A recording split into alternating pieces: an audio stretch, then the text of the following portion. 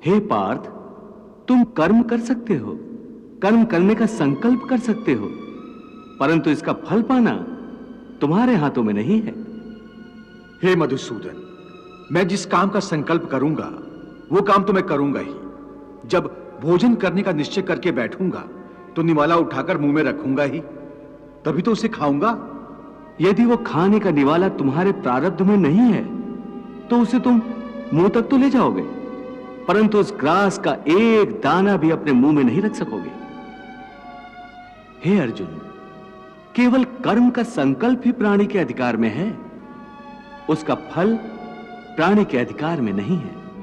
हे केशव, तुम्हारे कहे अनुसार यदि फल प्रारब्ध ने अपनी मर्जी से देना है तो फिर प्राणी को कर्म करने की आवश्यकता ही क्या है?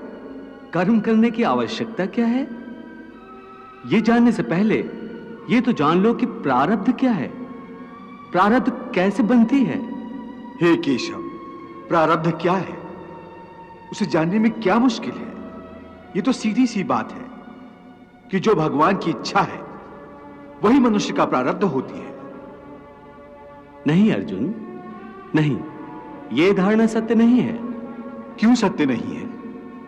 क्योंकि मैं किसी के प्रारब्ध नहीं बनाता, ना मैं किसी प्राणी के कर्म अथवा कर्म फल के हिसाब में दखल देता हूं, इसलिए प्राणी की प्रारब्ध बनाने में मेरा कोई हाथ नहीं होता।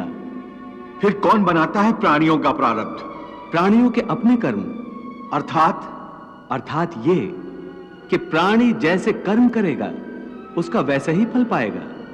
अच्छे कर्म करेगा तो अच्छा फल मिलेगा और बुरे कर्म करेगा तो बुरा फल पाएगा। यही जो प्राणी के अच्छे बुरे कर्मों के अच्छे बुरे फल का हिसाब है, इसी को प्रारब्ध कहते हैं।